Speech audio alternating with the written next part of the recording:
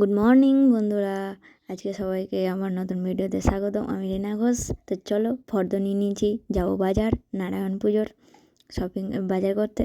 তো চলো, পুজো আছে বাড়িতে, তো বেরিয়ে পড়েছি। বহরমপুর যেতে হবে বাজার করতে।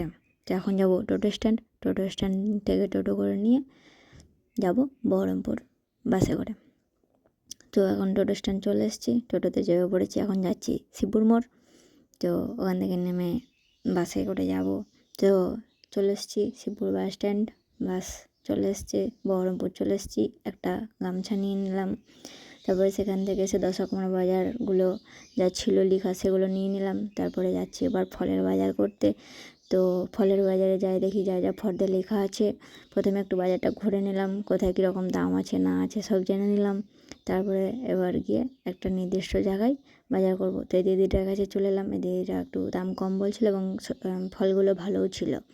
তো নিয়ে নিচ্ছি আম, তারপরে নারকেল, শসা, লেবু, বেদানা, আপেল, এইসব ফল যা লেখা আছে ফর্দতে, তাই, কারণ নারায়ণ পুজো বলে কথা বাড়িতে। তো এখন ওজন চলছে।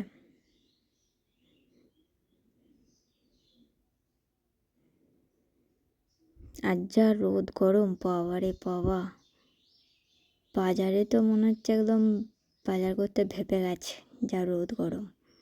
তারপরে যা ফলের দাম, আপেলের দাম, বেদানার দাম শুনে তো মাথা খারাপ, হার্ট অ্যাটাক হয়ে যাওয়ার অবস্থা। তো চলো, হয়ে গেছে, দিদিকে টাকা দিয়ে দিলাম। এবার এসছি একটা দাদুর কাছে, যার কাছে আমি কলা নিই। এই দাদুটার কাছে আমি যখন যা কলা প্রয়োজন হয় এখান থেকে নিয়ে যাই। তো নিয়ে নিলাম। এবার চলে গেছি লিচুর দোকান। লিচু 100 টাকা কেজি। লিচুতে নেই, শুধু ডালপালা। তো নিয়ে নিলাম। তো চলো, নেওয়া হয়ে গেছে। এবার টোটোতে করে বাস স্ট্যান্ড যাবো, ওখান থেকে বাস ধরে বাস স্ট্যান্ড যাবো, ওখান থেকে মিষ্টির দোকান মিষ্টি নিয়ে তারপরে বাস ধরে আবার বাড়ির পথে রওনা দেবো। তো মিষ্টি নেওয়া হয়ে গেছে। চলো এবার, তো বাসে করে চলে এসেছি শিবপুর মোড়ে। নিয়ে নিলাম কাকুর কাছে তরমুজ আর বাতাসা।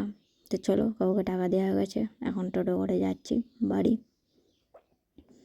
তো বাড়ি চলে এসেছি। এবার এগুলো বের করে রাখতে হবে, কারণ যা গরম, নাহলে নষ্ট হয়ে যাবে।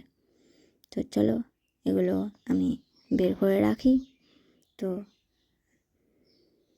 সবার সঙ্গে আবার দেখা হচ্ছে পরের ব্লগে। তো তোমরা এটা দেখতে থাকো। সো টাটা, আজকের মতো এখানেই ব্লগ শেষ করছি।